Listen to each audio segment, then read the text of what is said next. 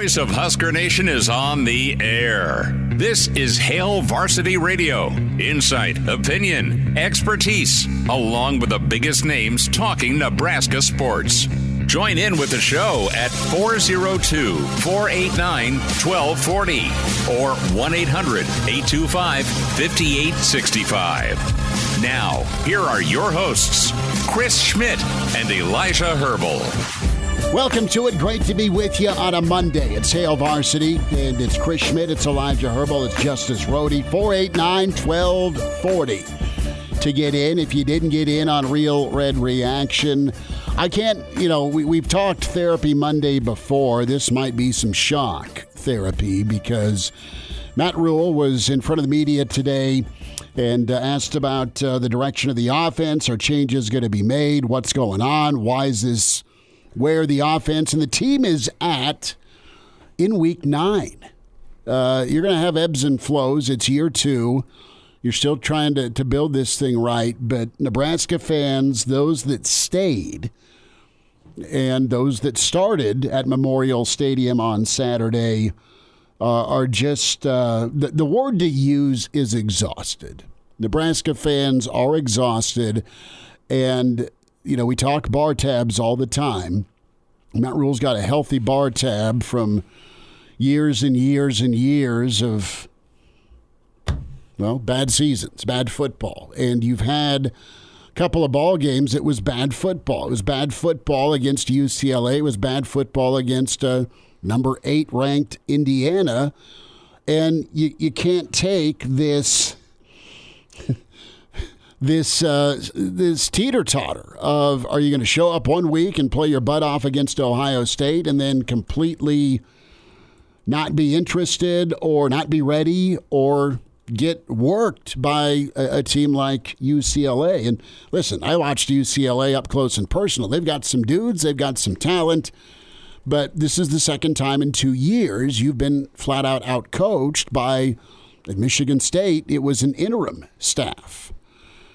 This is a brand new staff that caught hell all summer long, or at least what was left of summer after Big Ten media days. And you just are at wit's end if you're a Nebraska fan. 489-1240, 489-1240 to get in, 800-825-5865. Stephen tweeted in earlier this morning, and, I had brought up the question on the KFOR morning show. I don't know if you're still mad or if you've just moved on as a Nebraska fan. And Steven said, yep, I'm still mad. And many of you are still ticked off. Now, that emotion will change if you go beat USC. You need to go beat USC because Lincoln Riley and the USC program is in a worse spot than you right now when we talk talent and hype and what they're supposed to be. Right now, Nebraska's tied for 11th in the Big Ten. You could argue USC's in a bad spot, but I know the team's diving into their prep. I'm starting to look at it. They got some dudes. They came back against Washington on Saturday night. And they take care of business at home. Mm-hmm. They've played like a top 25 team in every game they've had at home this season. Now, it's a different story. They were up 2 touchdowns. They were up 17-3 on Penn State. That's what I'm saying. That's their only home loss. Maybe the good luck charm will be Elijah Herbel going to the Coliseum. I'm still over. Yeah. Still never seen a road victory. Maybe we're looking to get off that. But forget Satterfield. It's Schmidt and Elijah on the road that's the problem. Justice is clasping his hands for a word of prayer. We'll hear from Matt Rhule here in a little bit. Tim Verghese, Inside Nebraska, coming up with Rivals. We'll hear from Coach McBride. What did he see? What does he think? Next hour in room for you, 489-1240 to get in. And listen, you're still ticked off, totally get it, and you're exhausted by it. And some of you are at the point right now, you'll show up when they show up, right? You'll show up when Nebraska starts showing up. And Matt Rhule was very frank about the consistency part, and it's making him ticked off. The ire of Husker Nation is at Marcus Satterfield again, and you just want some sort of plan, Elijah, that works on offense, and that's going to start and be the Nebraska run game. That's going to help your freshman quarterback not freak out or not hold it for a count too long and then get pick sixed when it should have gone to the tight end. You've got some success going downhill running the football, but then all of a sudden you don't go back or keep with the run game, which is frustrating. You just want some sort of consistency, and you don't have it. You also want some sort of consistency with your defense. Now, in their defense, the defense they've done about 2 years of heavy lifting. Now, if you're a dude and you want to be a black shirt, you just say, bring it on. Bring it on more. Well, their mindset, right, wrong, indifferent, is to just, it's okay, we'll just shut them out, right? And that's not possible. But you're scoring 18 points a game with a 5-star quarterback, with an experienced offensive line, with a running back room that's been there aside from Dowdell, with a wide receiving core that some of these kids as freshmen played really well. You've got some other freshmen that are pretty explosive, and then you go out shopping and bring in guys that have performed well at other D1 stops, and it's just not meshing. You've got a guy with a play sheet, and it's not, here's our best play against this look, here's this execution, and it is a two-way street. It's absolutely a two-way street where the players need to go out and do their freaking job. They got to go play. They are paid. They got to go do better, all right? At some point, as a coaching staff, you got to realize what you got and can or can't call. I think part of that is the problem. We'll get our starting 5 shout-outs here in a moment. Yeah, a question that I want to kind of chew on here today, which you've kind of laid out. A lot of ire being placed at Marcus Satterfield in the Husker offense. That's one of the things that's adjusted and that's for me. Transportable ire, because you've got part of the population that said, what the hell, when he was hired. Yeah, I get it. I do. With you're looking for your pound of flesh. With 48 hours, though, of time to process this football game, I turn a lot more towards the defense and ask, what the hell's going on there? Because if you would have woken me up on Saturday morning and said, hey, the Husker defense is giving up 27 points today. UCLA is going to have 27 points on the board at the end of the game. I would have said they gave up 20. But if you would have said UCLA's got 27 points on the board at the end of the game, I would have said, oh, Nebraska's not winning this football game. They're not going to win the football game. The problem, though, is the fact that the defense can't have a day where they give up 27. Yeah, but it's been the defense over the past 3 weeks that has been any win you've had is because of your defense. We talked about inconsistency on this Husker football team. The offense has been consistently subpar, but consistent. It's been the defense that's been night and day on a week-to-week basis. You don't know what to expect from them right now. I have shifted some of my ire a little bit to the Husker defense in recent days.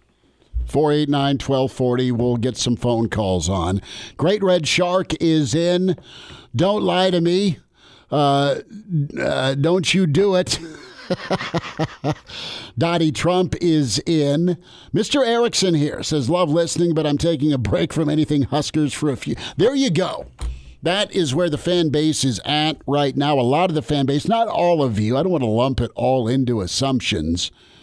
But Nebraska fans are, hey, it's basketball season tonight. You've got a great women's team, and you got a men's team that's trying to go back-to-back. For NCAA tournament berths right now with Freddie Ballgame. Mike is in. Anonymous is here. Anonymous says, it turns out they could lose 8 straight November home games. It's bad. It's been bad. Eric is here. And that's just it, too. Eric says, look, Rhule's motivational speeches are wearing thin. The guy can talk. The guy's great at talking. I think he's sincere and honest with what he says. He lays it out there. Today he talked openly and honestly, and today's a day that not many coaches would participate in. It's a bye week. Forget about it, man. I'm going recruiting. It's road trip time. I'm not going to take 30 minutes of my day and answer questions. That's not Matt Rhule. Matt Rhule is going to stand and take questions. Matt Rhule is going to try and give you answers and speak to the fans and speak to his players. So he's a stand-up guy in that aspect. He's going to bring in outside eyes to look at his offense, look at his defense, and that needs to happen. So, listen, if you're out, get it. Totally understand. And from a motivational communication standpoint with Coach Rhule, You want to see action. You want to see action right now, not just the words. Who's with us, Justice? I have no idea because the phone lines are messed up, but I'll get it flipped. We're having phone line issues, so we're screening it live. Who are we speaking with? Who's on? Welcome into Hail Varsity. This is Brian. Brian, go ahead, bud. Yeah. Hey, how you doing today? I'm all right, man. What say you? Oh, just Husker football tires me out, but other than that, But anyway, I was just calling. I mean, we saw this last year with Satterfield, and this is totally on Rhule. He should have addressed this, just like his special teams. I mean, he's not I thought he was a pretty detailed guy, but I mean, to let this go on week after week after week, I don't know what's going on up there. Brian, let me offer a little bit of an explanation, and this isn't to push your buttons. I think, in fairness, if I'm Matt Rhule and I look at, okay, now the first problem was bringing in Sims, okay? And that was a sat call. He brought in Sims. What the hell? And that happens. You bring in guys either on the recruiting trail or in the portal now, and sometimes they're as good as advertised, sometimes they're false advertising. So there it is. Right. It didn't happen the way it was supposed to happen. You go to Harburg. Nebraska found a way, Satterfield found a way to win some games with a guy who hadn't been developed by the previous staff. Okay? So year one, you're still knocking on that door all month long. A year ago, with a quarterback that hadn't played a lot of college football, and you do a makeshift offense, and you kind of cater to the team's strengths with the zone read and the mobile quarterback thing. Hey, that to me showed a lot with that offensive side of the football. As painful as it was to watch, they still tried to figure it out without their plan A.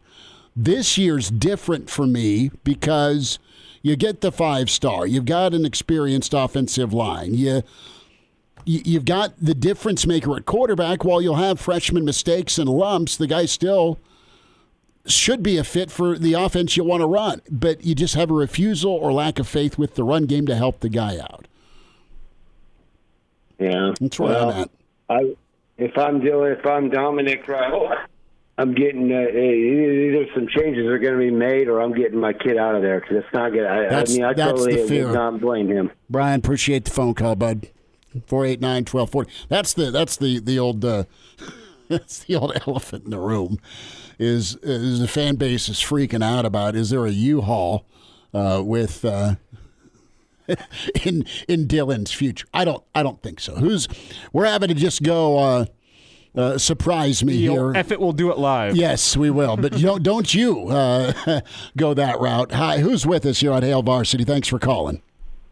Hey, this is Husker Russ. Can you hear me? Russ, I got you, bud. What do you say?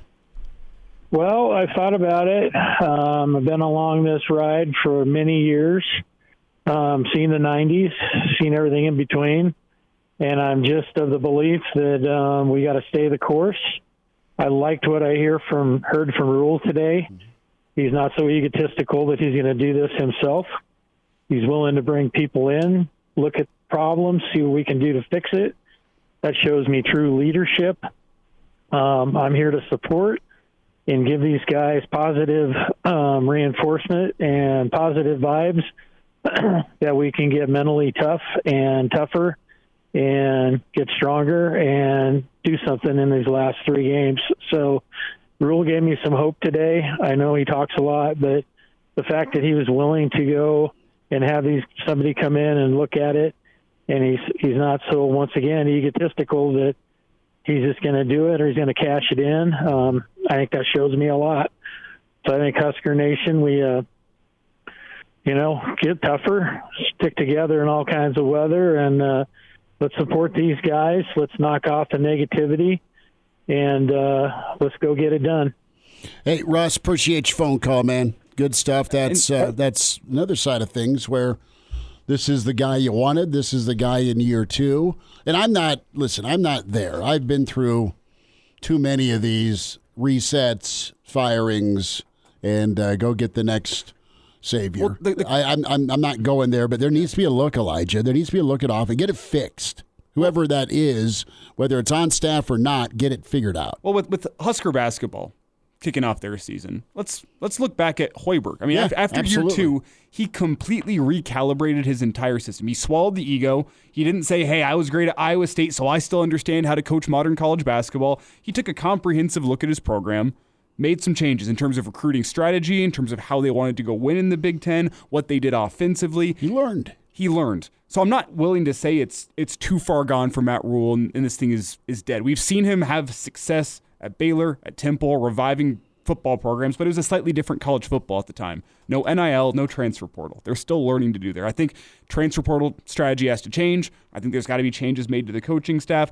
There is still opportunity for Matt Rhule to recalibrate how he wants to redo this rebuild, but Saturday was the sign to me that there is still something fundamentally wrong in how this rebuild has gone through the first 21 games. Something isn't clicking. You still have time to get it right, but changes have to be made. That's what Saturday kind of proved to me. It's not I am fully out on this. It is a sign, though, to me that, you know what you're doing right now is not working. Well, and you've got 3 games.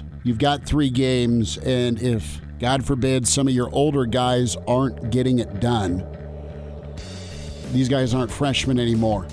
You can go to the youth card and play some of the younger guys. But figure out a way to 6. You still can get there. We'll talk with Tim Verghese. We'll take more of your phone calls. It's Hail Varsity on a Monday. And now, back to Hail Varsity Radio.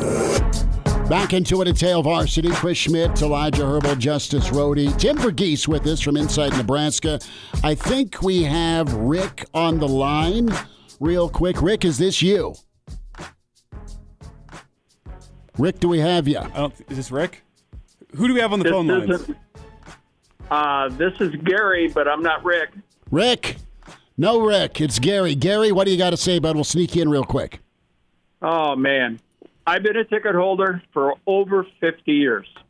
I've seen the best. I've seen average.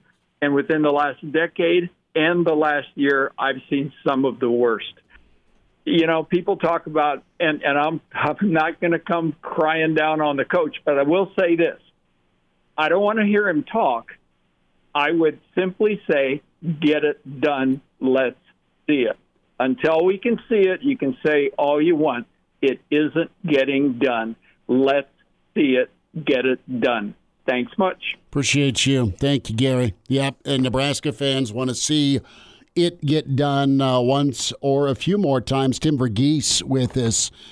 Tim, we'll get your take on the game in a moment, but you are so close to the recruiting situation, Nebraska's future. Man, Nebraska is going after some big dogs on the recruiting trail. Thanks for joining us today. How was their weekend? What was their impression? What are some of the names that Nebraska was able to get here? And what was their reaction to what they saw, crowd, and not only performance? Yeah, it's tough because, on one hand, and because I put up an early reactions piece yesterday, and the response was, yeah, I'm sure they had a good time, kind of sarcastically, which I get it. I understand that, that loss is has everyone reeling, and it's hard to imagine how anyone could see positives from that. But something to keep in mind, I think, with recruiting is the in-game results don't necessarily matter. I've said this a couple of times, but in-game results don't matter as much in recruiting. It really is just about the experience these guys have on campus. And for most of these guys, the facilities, the care from the coaching staff, and just the actual game day experience, like the atmosphere inside Memorial Stadium, left them generally positive about what they experienced in Nebraska. Specifically the 26s and 27 recruits they had in town that hadn't seen Nebraska before, or were seeing it for the first time from the sidelines as invited recruits. And credit to the coaching staff in the sense that in pregame and postgame, they do a really good job of taking care of the recruits. Specifically, I've noticed with the wide receivers and the DBs, there's always an assistant around them, whether that's a Garrett McGuire or a John Butler or a recruiting assistant or, a grad assistant. There's always someone there. And so they do a good job of making sure questions are answered and trying to sell them on the vision. And, Rhule talked about it today, and guys, it resonates with them too. As far as the on-field play goes, they can recognize that, over the course of the season, they've seen Nebraska come close. Nebraska have some success, but yeah, I mean, the next point is getting over that top and showing progress, So that's really like where Nebraska's at. And, I can say all of that. And I can also say, I think Nebraska squandered a real opportunity. Like going into the weekend, there's multiple guys that I felt Nebraska could, with a strong performance on Saturday, could have closed on. And namely, 4-star tight end Chase Lofton. Nebraska had an opportunity to get him into town. I think a decisive win could have seen him just commit shortly after. Instead, he's still committed to Florida State. Now he's considering a return visit to Florida State and visits to Texas A&M and Missouri. At one point last week, it felt like, okay, not only is this only a Nebraska-Florida State recruitment, this feels like there's more Nebraska momentum than anything. Like there's hardly any Florida State noise. Now there's 3 other schools involved, and Nebraska had an opportunity to shut it down, keep the number 2 player in the state home. And now it's like, on one hand, I've got sources that still believe Nebraska's a school to beat there and think they can get it done before it's all said and done. But on the other side, it's like, hey, Texas A&M and Missouri ramp up the efforts. Florida State makes some staff changes and tries to, capitalize on what they've done in the past. This isn't a done deal for Nebraska anymore. And it nearly looked like it at one point last week. Was the recruiting pitch for Lofton, hey, bud, you like horizontal passes to the flat? Jeez. Wow. What can you do one-on-one?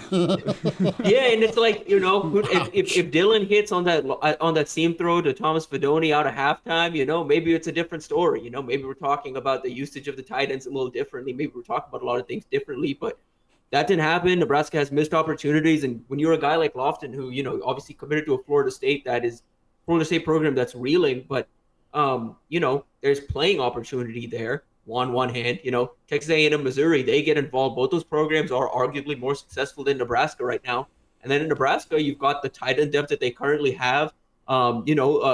His position coach, which would be Marcus Satterfield. There's no guarantees that guy's going to be around, between now and signing day. So, for him, it's like might as well just stand pat on what he's got, which is he's committed right now. Stand pat on that commitment until he gets some clarity on all of these different situations. Tim Verghese with us, inside NebraskaRivals.com, at Tim Verghese on Twitter is where you find him. I'm interested here from a usage standpoint. You've seen Shavers get some time. You've seen guys like Prince Will and Lenhart really have good freshman seasons and were engaged, and they're now in year 2, and it's just, a fight. Competition is king to be able to play snaps on that defense. And I look at, a situation where Nebraska, on offense, they have some freshmen, but it looks like some of the freshmen have either disappeared, aren't being used, or freshmen from last year that didn't redshirt aren't seeing as much time. But the other point of emphasis is Barney. I mean, Barney's getting a lot of touches, right? He's ready to go as a freshman. And, of course, you got Dylan. So what does that advertisement look like, offense v. defense, from freshman participation?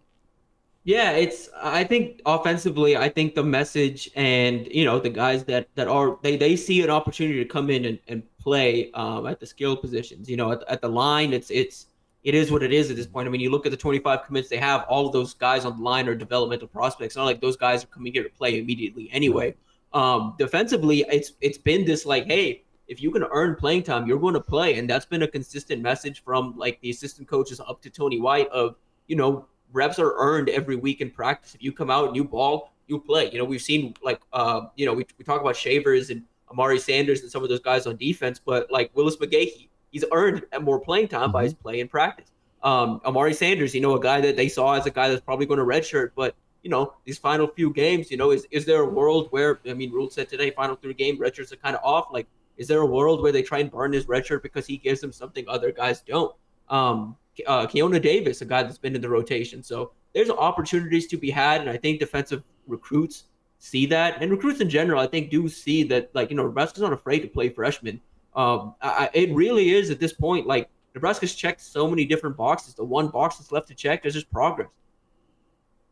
It's Tim Verghese with us here, Hail Varsity Radio, as we talk Nebraska recruiting as well as Nebraska-UCLA, the humiliating loss on Saturday. And Tim, one of the things I batted around in the first segment, in the past 3 weeks, the 3-game losing streak, offense or defense, where do you have more disappointment in performance? Because, yeah, the offense's performance hasn't been cutting it, but the defense has been inconsistent, to say the least, where you look at Indiana putting up 56 on you. You show a little more life against Ohio State, but that being said, Will Howard still had himself a pretty good day against that Nebraska secondary. Now you turn it around, and it's Garbers having a good day against the Husker secondary on Saturday. The D-line can't really get after Garbers. It's just been hot and cold for this Husker defense. I mean, the inconsistency when you look at the Husker team as a whole hasn't been offense. Offense has been consistently subpar, but the defense has been so Jekyll and Hyde. What's your take on that? Because it's not the Husker defense that we expected to see when we came into this season. Yeah, I've sat on this for a bit, and I wonder a little bit if some of the defensive issues are getting, just magnified because the offense is struggling as much as it does. We talk about the games, where they've struggled really outside of Indiana. In those losses, Nebraska's defense I feel like has done a better job of making halftime adjustments and playing the second half a lot stronger than they do the first half. We saw it this past week. We saw it against Ohio State. We saw it, I would say we saw it against Illinois as well, the team that comes out in the second half plays with a bit more edge. I mean, a real issue, I think, with the defense right now is, I don't think the secondary is played up to the standard. And that's because of injuries, because of an issue that I pointed out early on. They've got veterans in the back end of that defense. But those guys aren't necessarily elite athletes, and you're seeing that. They'll get outrun sometimes. You can throw it over the top of them. And that's something that can really improve right now. Nebraska right now has those veterans back there for a reason, because they do provide that presence and that leadership. But down the line, you want to get better athletes in that secondary. I think what Nebraska prides themselves on being this physical team and being the most physical team. You can control that. That's a coaching thing. It's a mentality thing. Nebraska never said they're the most athletic team, and you see that pop up. You see that pop up against Ohio State. You see that pop up against UCLA. That's a 2-5 UCLA or a 3-5 UCLA team now. But those weapons, those are Power 4 guys. Those are guys that transferred in from other Power 4 programs. Those are really talented dudes. That Quasi Gilmer kid, that was a guy that was wanted by a bunch of programs. Jamichael Sturdivant, that's a guy that before he transferred to UCLA at Cal was a future NFL player. They thought he was a future NFL player. Those are really talented athletes out there in Nebraska right now. I just don't think in the back end of the secondary has that talent to keep up with them. So I think the defense, credit to Tony White for making the adjustments, but I do think some of that is also getting magnified by the expectations on them are to hold a team under 18 points if they want to win. That's not sustainable. You can't do that. No, you can't do it, and the fact that they've done it as many times as they have is nuts, is absolute nuts. Tim, I'm going to give you a little overtime. I pray that you'll take the overtime. We got a minute here. Let me sneak this in, and we'll pause if we need to. But just the offense in general, Satterfield has been getting arrows for 3 weeks. And Matt Rhule's going to bring in some outside eyes. He didn't say yes, he didn't say no about changes, but right now Dylan Raiola is a shell of what he was in September. How does that shift? Yeah, and I think something we can get into on the back end of this, because I could go into a lot of different things here. But the main thing with it is with Dylan is there's just too much on his plate. They have him, they have him making checks at the line, flipping the O-line. They don't give him consistent answers. Protection isn't there consistently. So it's you're seeing a prospect or a player kind of break down. Even the core fundamentals he did well early in the season aren't there anymore. The best things about him weren't those deep shots or those wow throws. It was he's standing in the pocket, poised amidst pressure and throwing across the middle and throwing the open read, taking the checkdowns, not afraid to do those things. He's not doing any of that anymore. And that's because there's so much on his plate. He's just nervous and shaky. Hang tight. Tim Verghese with us. We'll figure out this offensive question here as we continue. A Monday edition. Tim Verghese with us. Hail Varsity continues. And now, back to Hail Varsity Radio. Tim Verghese giving us some overtime on a Monday. It's Hail Varsity. Chris Schmidt, Elijah Herbel, and Justice Rhody.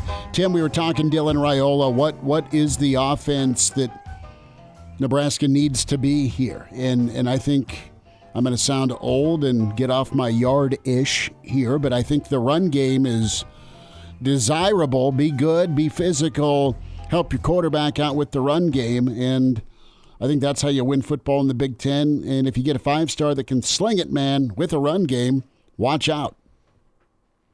Yeah, hypothetically, that's the idea. But, I think, my biggest issue at this point is, like, the plays are there. Like you see at times, for example, second drive of the game.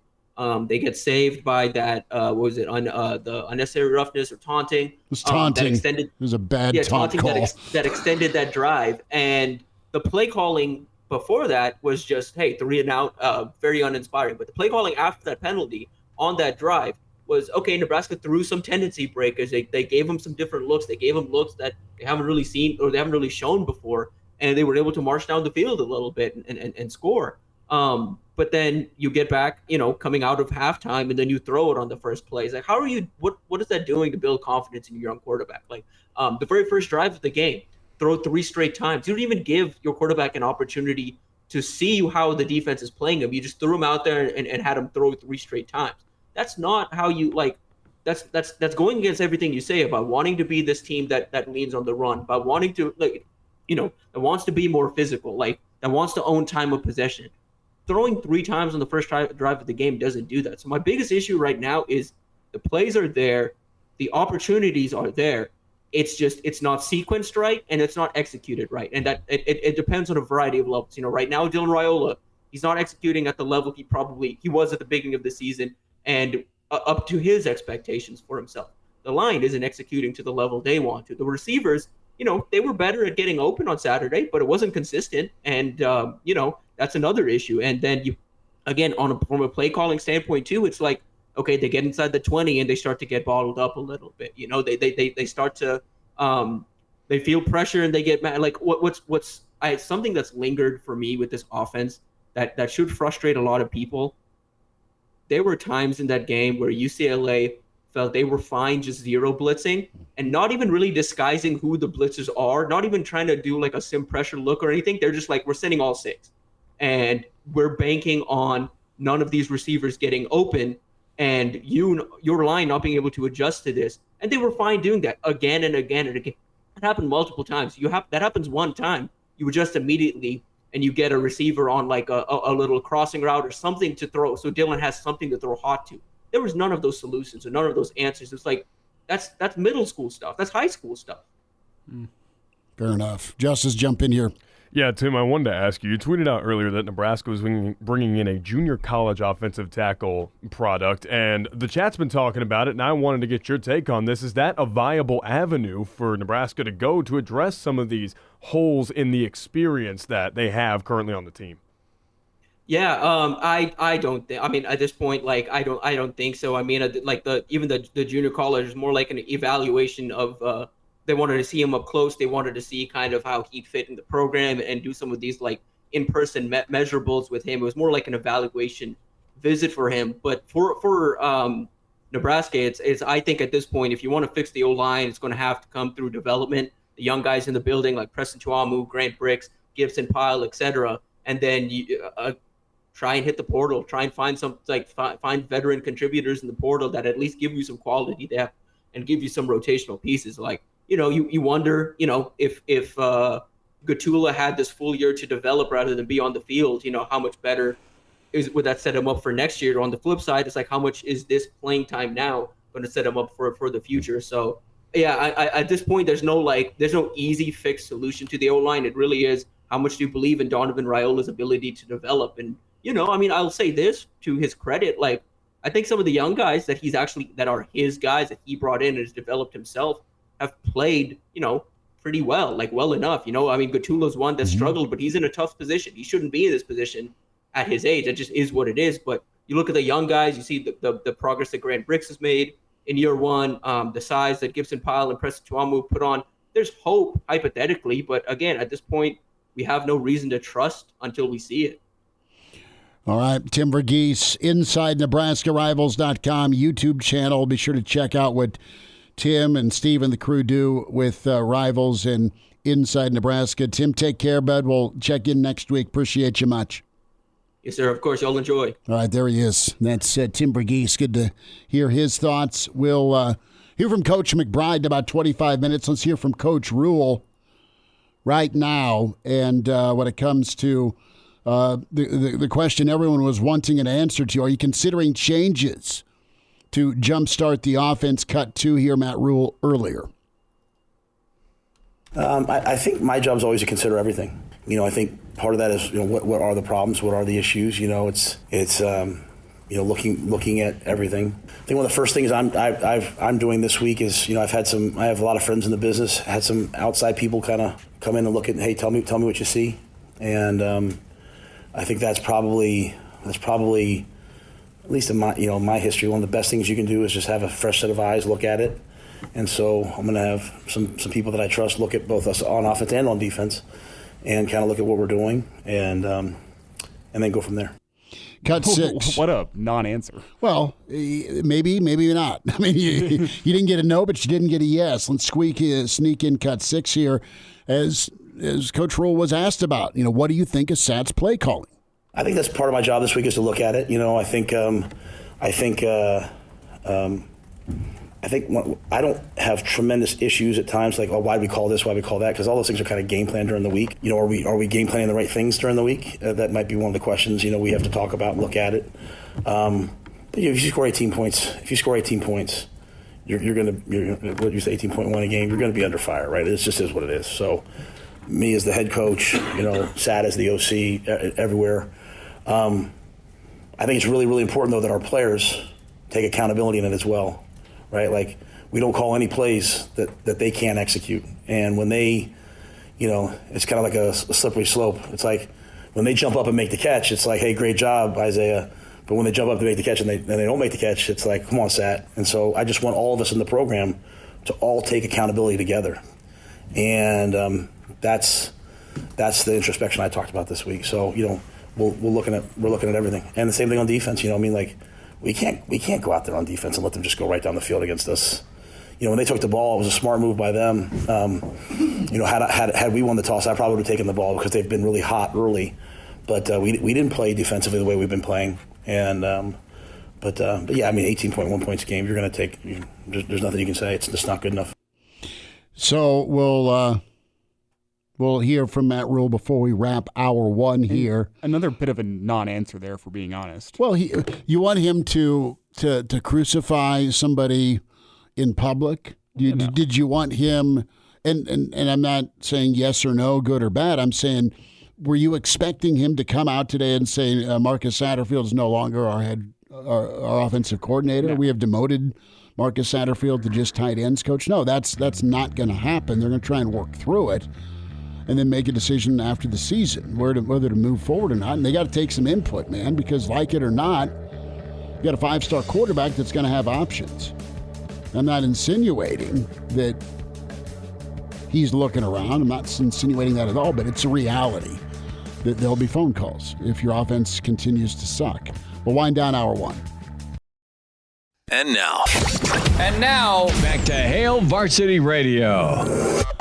Back with you, winding down hour 1, 10 minutes away. Charlie McBride, his reaction to Saturday against UCLA. Chris Schmidt, Elijah Herbel, and Justice Rhody.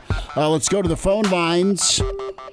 Who's with us here? We can't quite deal with the phones traditionally, so we just got to put you on and do it live. Who's with us? It's Pete. Pete, what do you say, Pete? Pete, what you got? I think it's a very complex problem they've got down there. I really don't like the offensive coordinator and the way he calls plays. But one of the things that's really discouraging to me is this is the second coaching staff that preaches one thing. We want to be a physical team. We want to run the ball.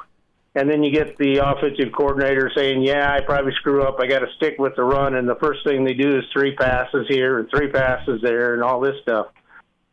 I think the way you resolve this or make it a little bit better is I think you give the offensive coordinator 10 plays and you practice those 10 plays for 2 weeks to at least get good at something, because we're not good at anything on offense right now. And I think they just put too much on Dylan's plate. I think he's between the ears is a little bit fuzzy right now because they basically say, hey, run out there and win us the game. Well, you can't put that kind of pressure on a freshman quarterback that doesn't have the experience at this level you've got to simplify. You got to practice 10 plays, and you got to get good at something. Pete, you're not wrong, man. Find out what you're good at and go see if you can win with it. Thank you for the phone call. Appreciate you listening. Let's squeeze in Matt Rhule today. He was asked what isn't working. What's not working with the offense? Cut 3.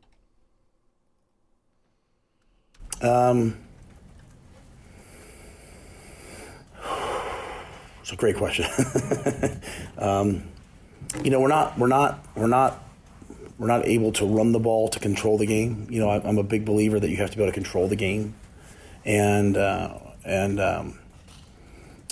were able to make some big plays in the game, but we weren't able to handle the third down pressures to stay on the field.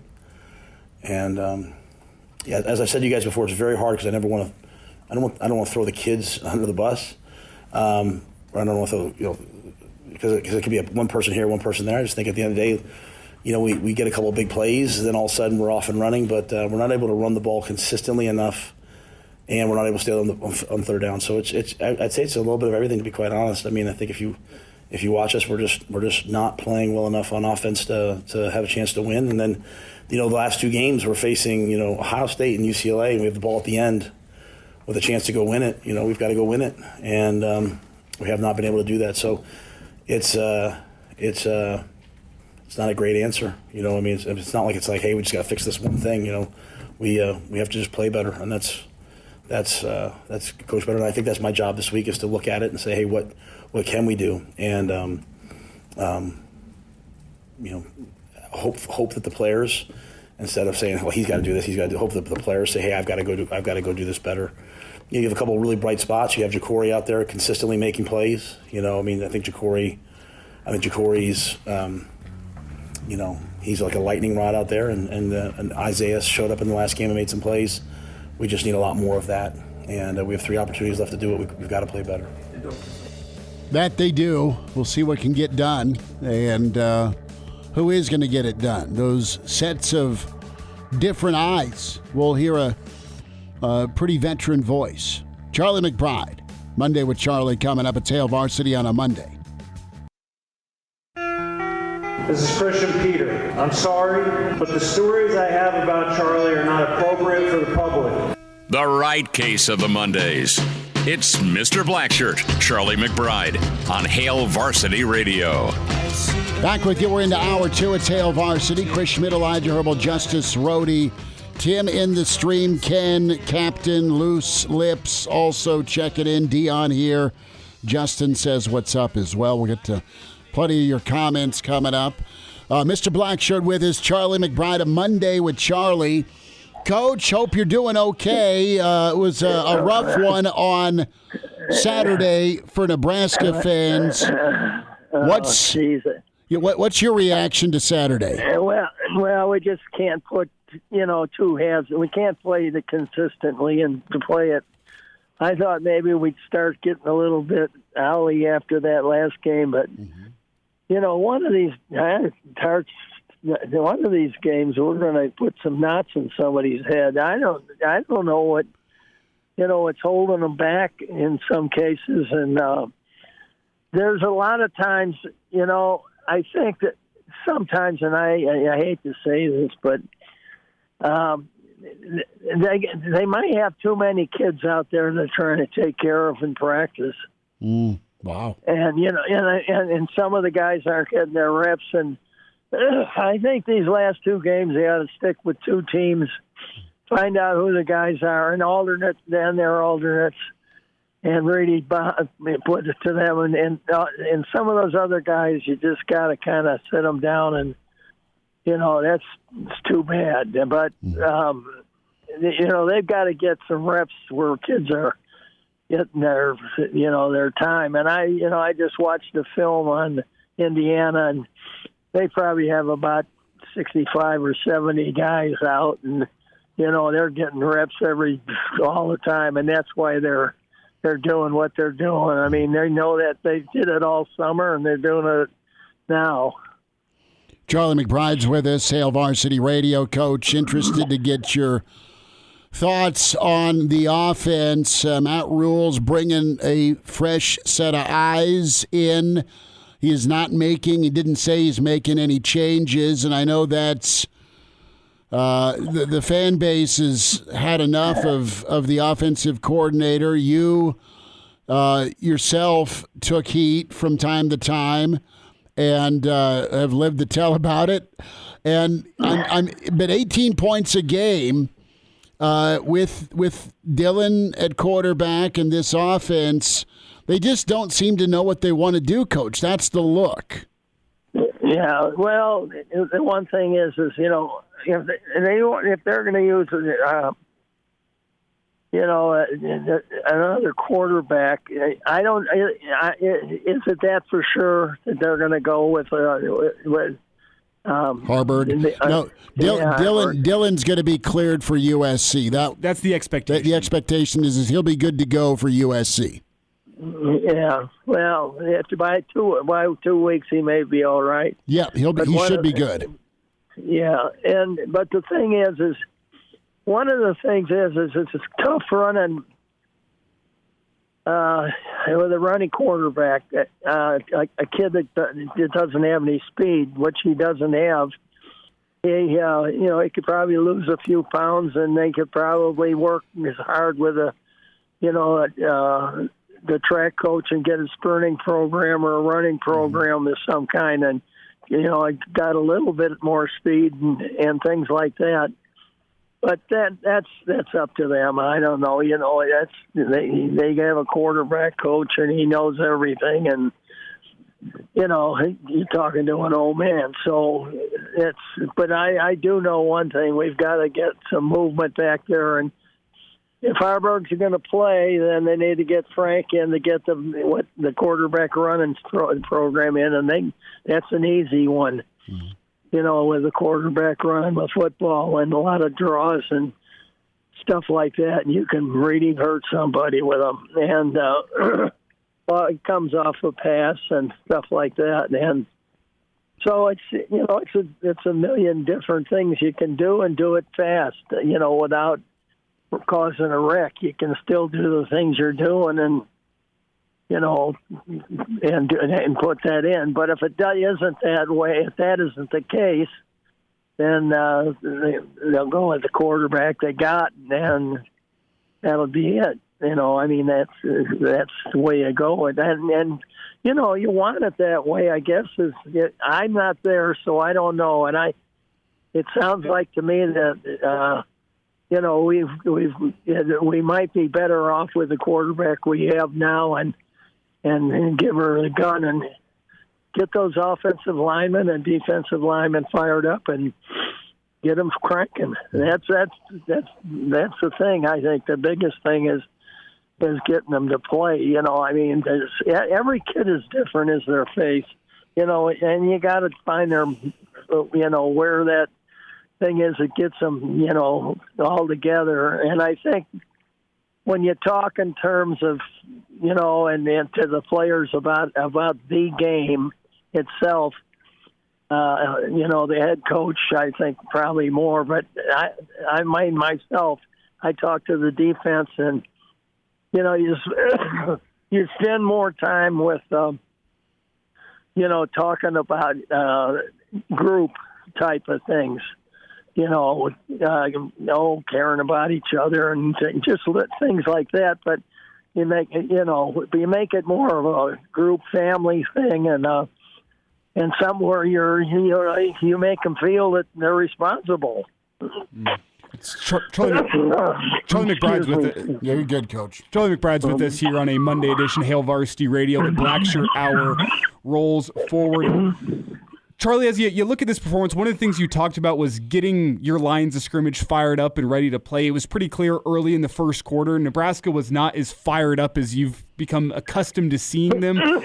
What do you tell your defensive line? What do you tell your defense in that moment to get some juice out of them? Because the team didn't seem all that fired up. The UCLA team, with how they played early, kind of took the crowd out of it. How do you bring some life back in a moment like that whenever things get nervous?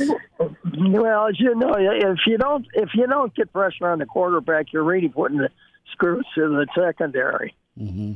And you know what I mean? And I mean, they say, well, the secondary is this and that.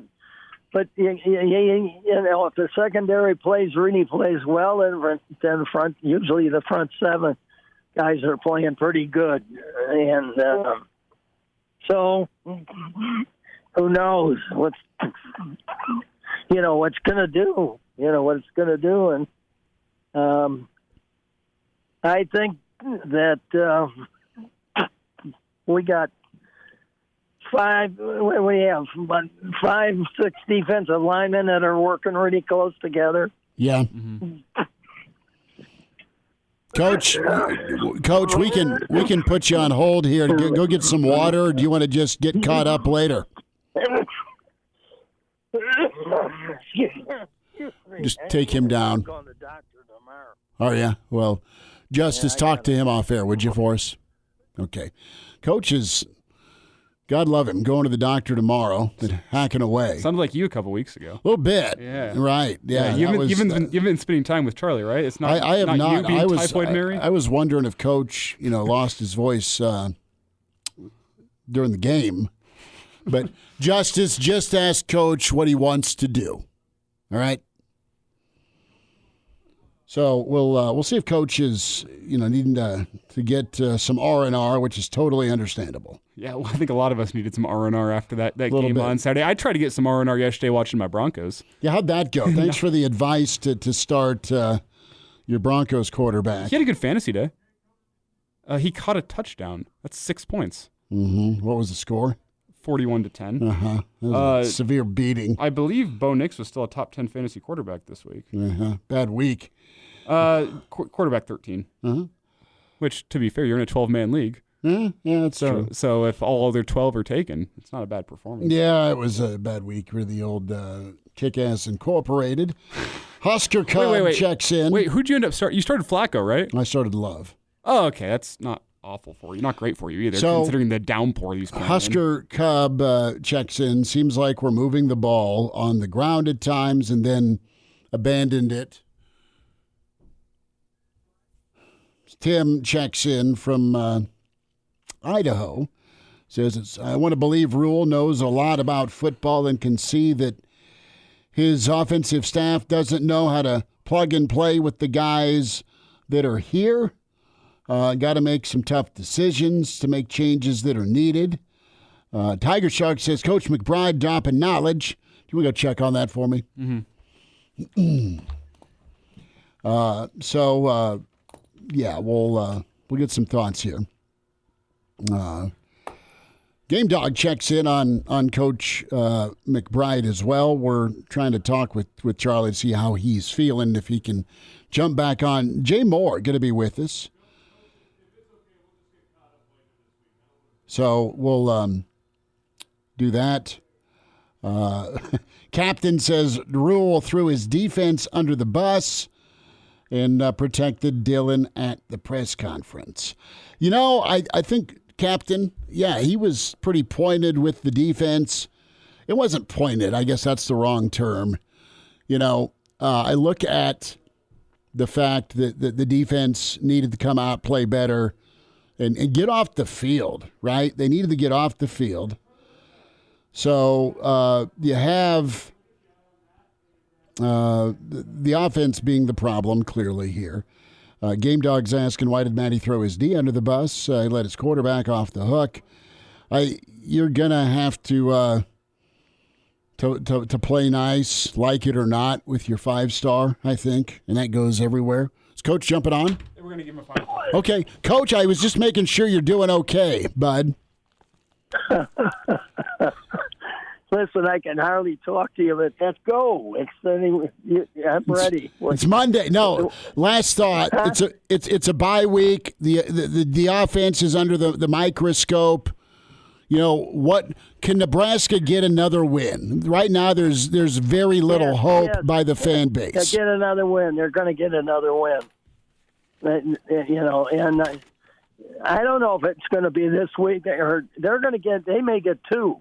Okay, so you're saying 2, and well, I can say they can get 2. Okay, Coach, what I'm interested about though is if the defense doesn't come out and play incredible, there's not a high likelihood of winning the way this offense is performing. Well, we got to get pressure. Okay. That's the defense can do well, but we got to get pressure in order to win. Or we got to help the secondary. Mm-hmm. That's fair. Were you surprised that Nebraska looked like they got flat out outcoached? Well, I've been there before. That's usually a good phrase. That's getting out coached or something. But a lot of times they do things that you don't expect and you aren't ready for it. Yeah. So that could happen. That happens a lot. In fact, that's the name of the game. Yeah. Coach, as we wind it down here, a last thought from you. A lot of Husker fans, the sky is falling today. They're kind of freaking out. What do you say to that Husker fan that's freaking out about the direction of the football program? Well, the more they scream, the more it hurts recruiting. That's all I can say. All right. It's ammunition for the other team and the other coaches recruiting. Okay. And so that's what really hurts is when you get a lot of it. And our fans are great fans, and if they stick together, like I hope our football team does, we'll get there. It'll be a hard road, but we'll get there. Charlie McBride with us. Coach, get to feeling better. Thanks for gutting it out, okay? Okay, guys. You be good. You take care. Next week. All right, bud. There he is, okay. Mr. Blackshirt. Thanks, Charlie McBride. Appreciate Coach. We'll check in with Jay Moore coming up. And, Charlie loves talking. Yeah, and we love having him. Kind of guy he is, fighting through some crud to make it on a Monday and talk to Husker Nation. So that's why we love Coach McBride. No, appreciate him doing that, and appreciate you guys sticking through that as well with Coach. And he's awesome. And some of you guys have some dark humor, loose lips. Well, see, it's funny. I'm going over to talk to McBride there during this segment, and we'll say, we'll get caught up later this week. And then Charlie starts going off on a tangent about the message he wanted to send today. I went, well, in that case, let's get you back on, Coach. Yeah. He was fighting through some crud. I was trying to ask him a couple times, and then he'd just start, he'd hear Schmidt, and he'd start going on about, how the defense got to step up and they got to get pressure on the quarterback. Yeah, and I'm like, Coach, you want to keep going here? It's just a confusing situation, but always awesome to have Coach. Let's sneak in cut 13 if time permits. Those outside eyes from Matt Rhule, how long is that? Minute 5. Let's get her done. No, we're out of time. All right, before the show is done, more from Matt Rhule on the outside eyes that are coming in. Is, a pair of those eyes named Dana? I don't know. But it's a popular name here that Nebraska fans kind of hearken to, for sure, that was in watching Coach Manning's wrestling squad not long ago with the Polar Bear Wrestling.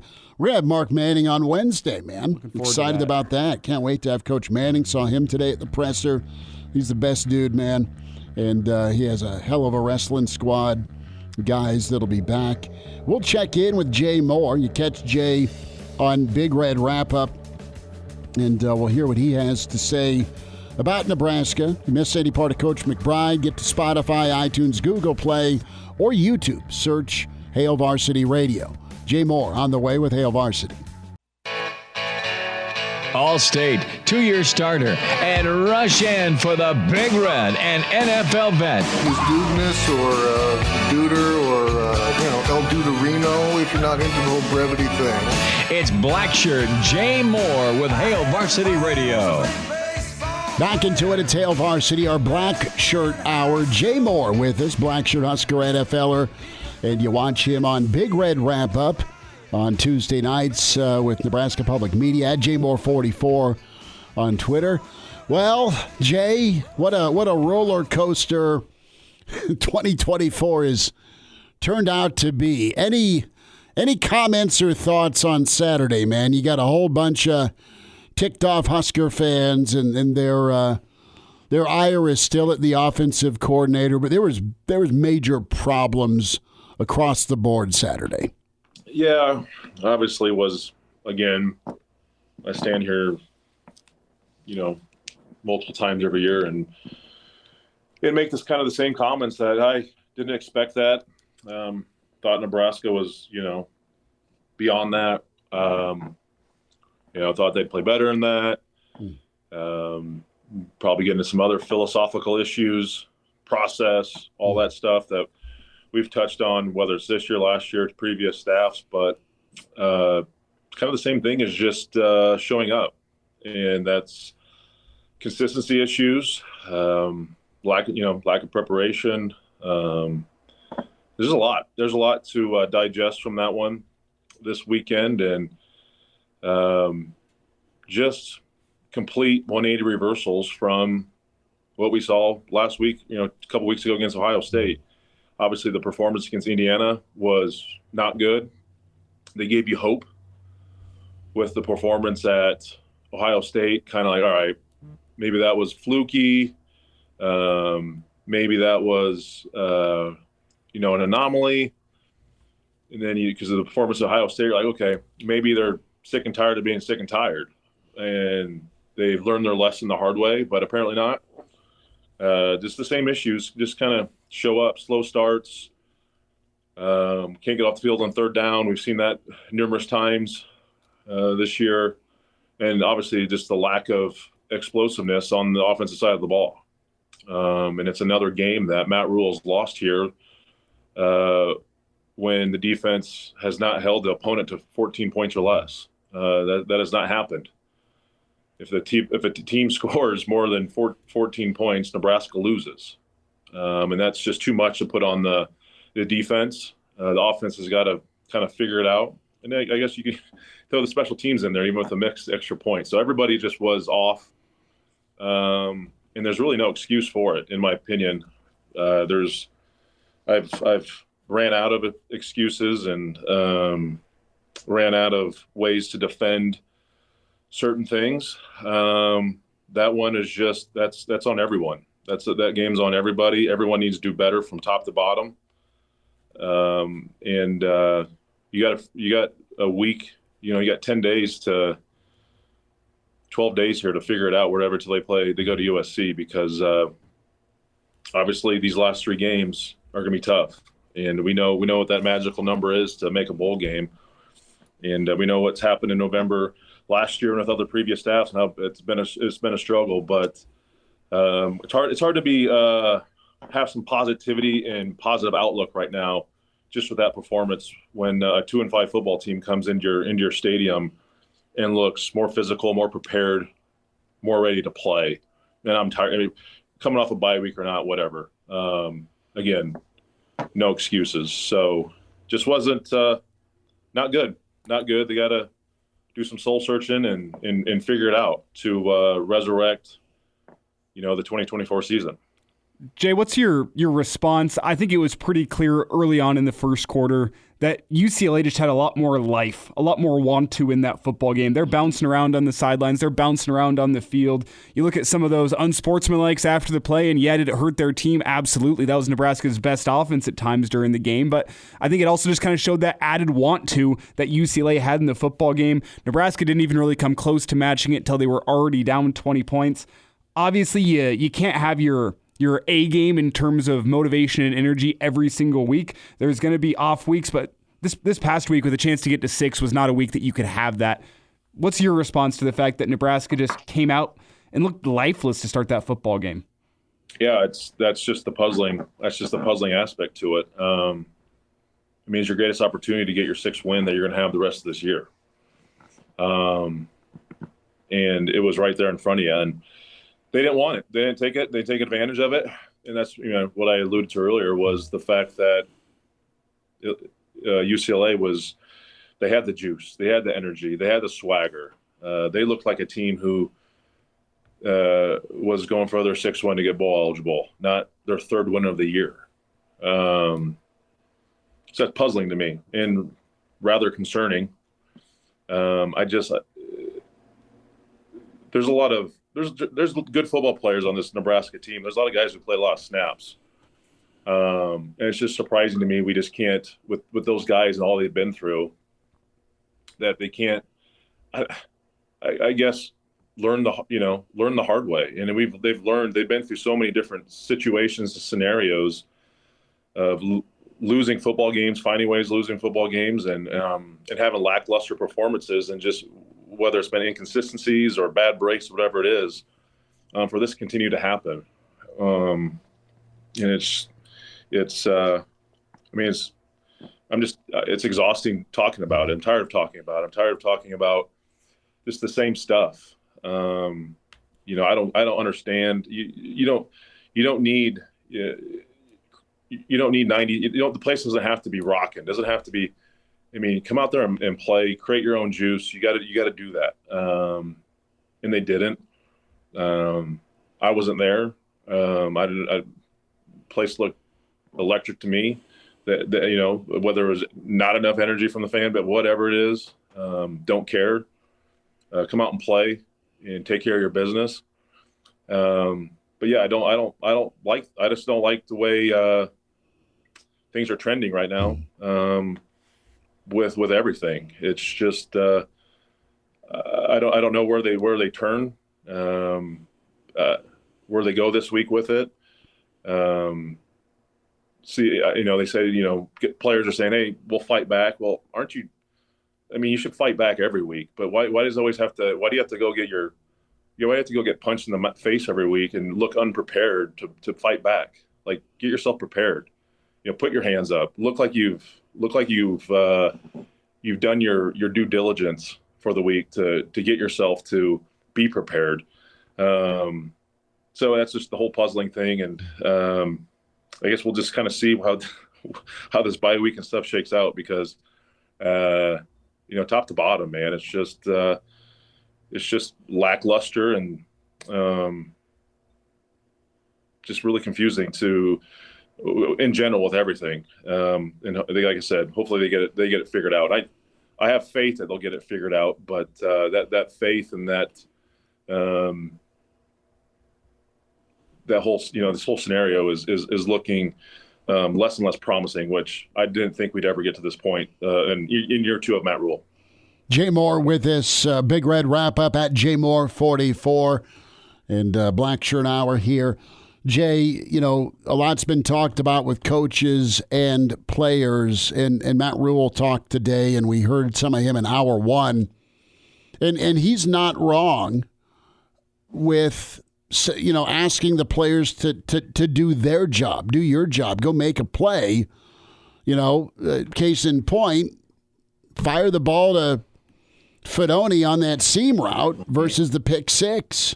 Yeah. Now, the other part of this two-way street is if the run game's working for 4 straight calls, maybe try it a 5th. The how and the why is the biggest problem. You got a freshman quarterback that's freaked out. You got guys that aren't consistently making plays. And you got an offensive coordinator that doesn't trust the run game. And I don't know that he knows what the hell to call on his play sheet. So it's a flat-out mess.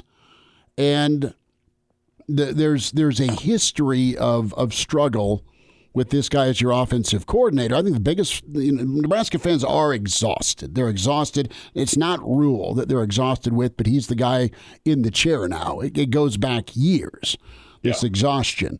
All that being said, there's minimal faith right now that you've got the guy on staff, or you have guys on your offensive staff to get it done. Compared to what's you're facing week in, week out in the Big Ten. You're getting coached circles around you sometimes. Yeah. No, you nailed it. I mean, like I said, whether it's the preparation game plan, Indiana was, Illinois looked more prepared. Even go back to the Northern Iowa game. He kind of did some things against the defense. There's like, golly, like that was kind of like the first warning side of some issues, right?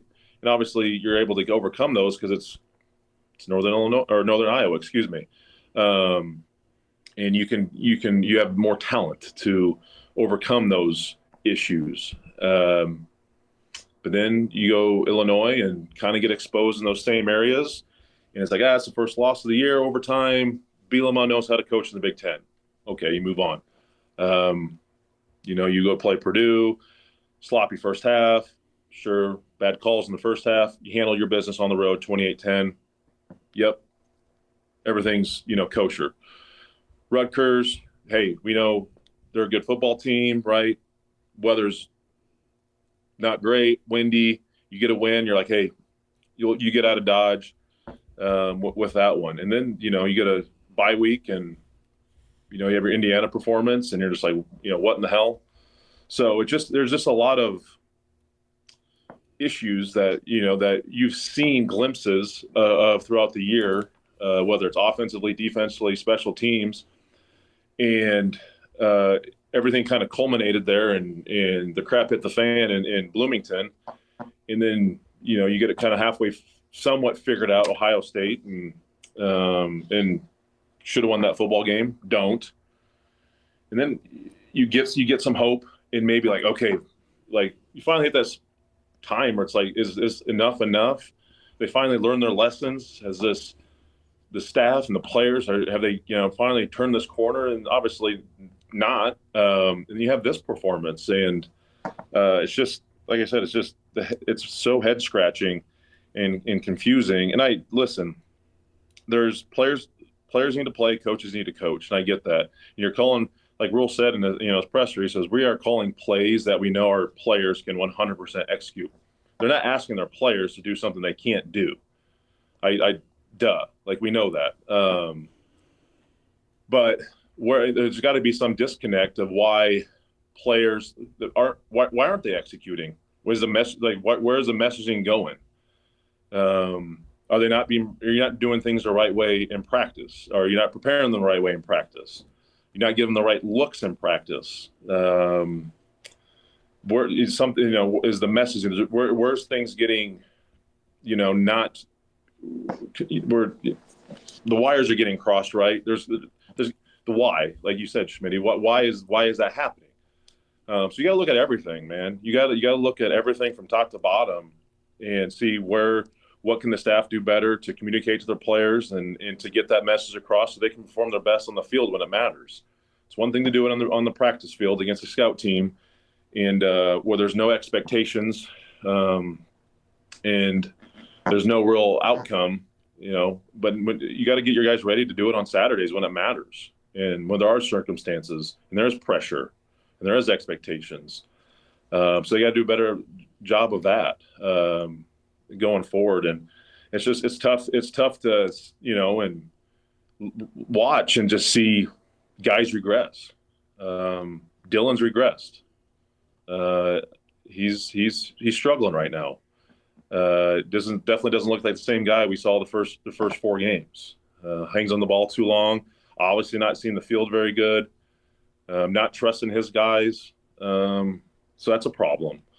Defensively, it's a roller coaster. Some guys play their tails off one week, and the next time they look like they've never played football before. So there's a lot going on, and they got an extra week to kind of have that come to Jesus moment. Like I've said many times, you hope you can get it figured out rather sooner than later.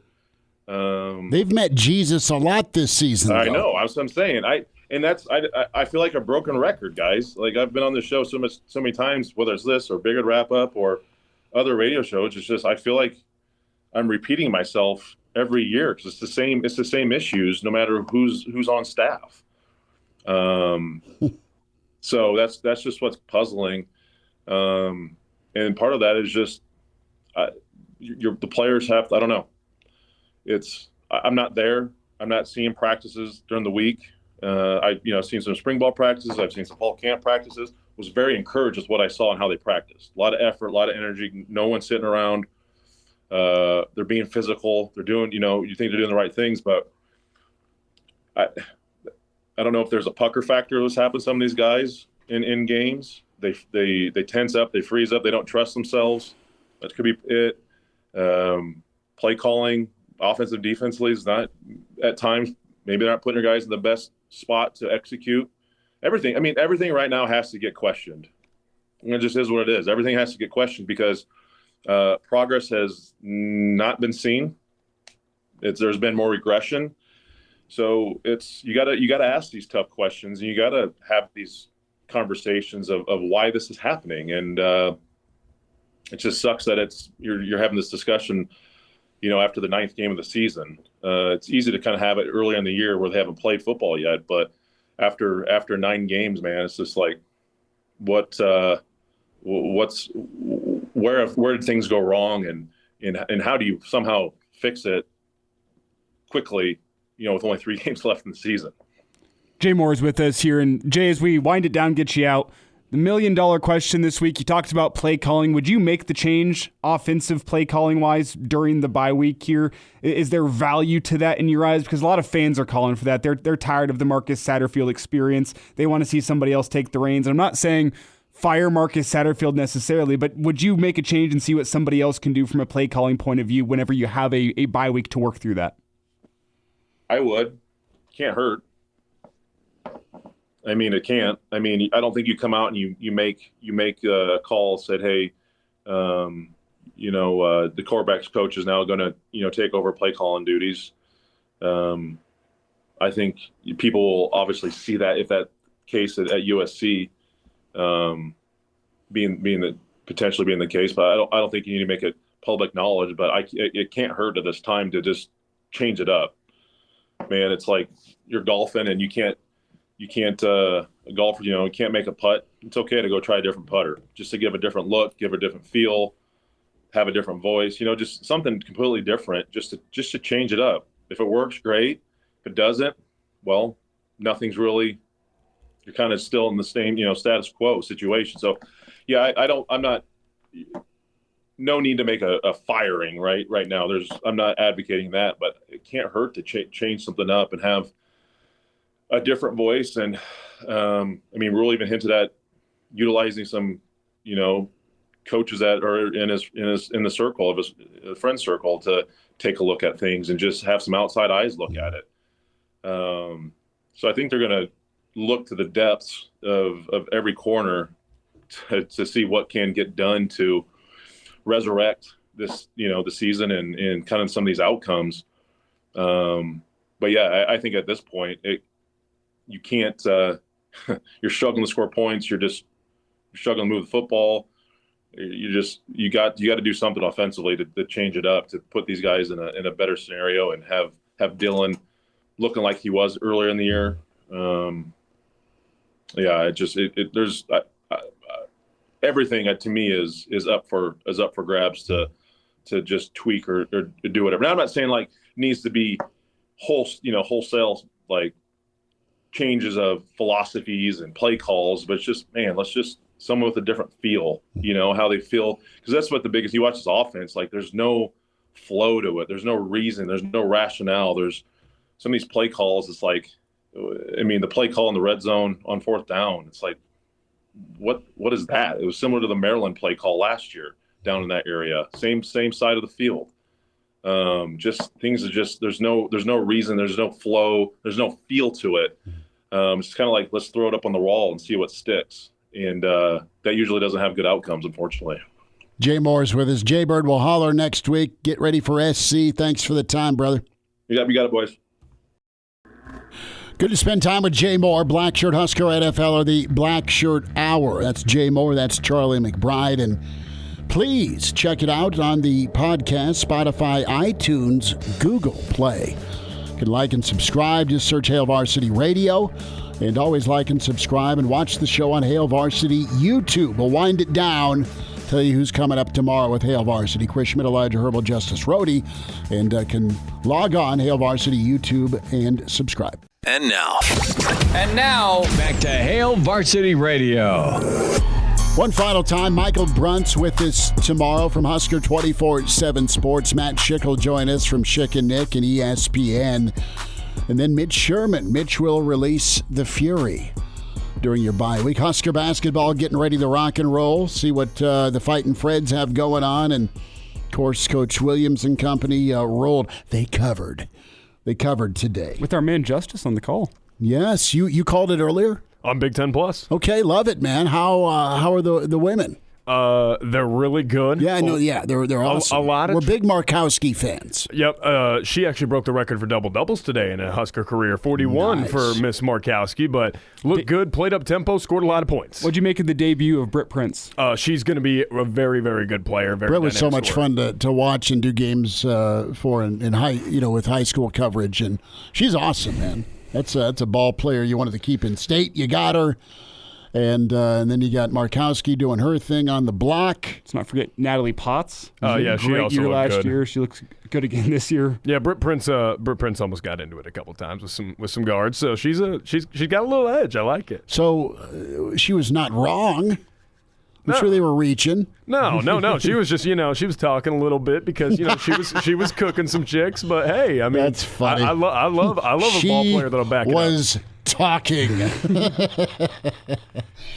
That's pretty good. We'll come up with some sort of, I don't know, election theme tomorrow. See, I have an election-themed dinner that I have all planned out for tomorrow. So you're gonna be a political junkie tomorrow? A bit, yeah. I got bowling league tomorrow night, and I'm not trying to skip out on bowling league, but I kind of just want to sit on my couch and watch the election cover. We got a more important election tomorrow. We got to get Oregon to #1 in the CFP committee poll. That's the election I'm worried about. I want a Big Ten team at the top. They are not fair.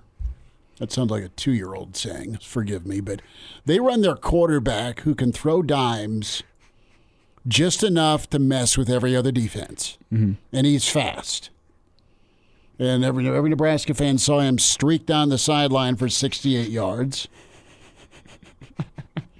Oh, my God. Black Hills Brennan with the election people's elbow. Black Hills Brennan says, let's all write in SAT tomorrow. So he leaves. Would you rather have him running the Husker offense or the country? The country. Here's the question. Secretary of Offense. Uh-huh. No, but back to my... That's funny. Back to my menu. I picked the most American meal, I think, out there that's possible. Burgers? Biscuits and gravy. Oh, completely. Yeah, biscuits and gravy. I have a red, white, and blue fruit pizza on deck. Okay. There's a... blueberry and strawberries? Blueberry, strawberry, and raspberries. Did you go kiwi or no? No, green doesn't fly. America's about money. That's fair. That's a good point. That's a good selling point right there. But I think I'm going to go with the even the American flag decorated red, white, and blue. So I think that could be good. And then why don't you make us a candle? It's red, white, and blue candle. I think after football season, maybe a bye week. Okay, that could be a bye week activity. And then to top it all off, we need a candle flavor and scent for the losing streak that's on. Poop de jour. No, but I also have a bourbon-based punch I think I'm going to make because very little punch, more bourbon. I assume it's going to be a mess. That might be necessary tomorrow. All right. There is Elijah Herbel, drunk and fat and happy for his Election Tuesday. Thank you for tuning in. Like and subscribe, Hail Varsity YouTube. Get buckled up. Make that seatbelt click. Click a message from the NDOT Highway Safety Office. Back tomorrow at 4 on Hail Varsity. Thanks for listening.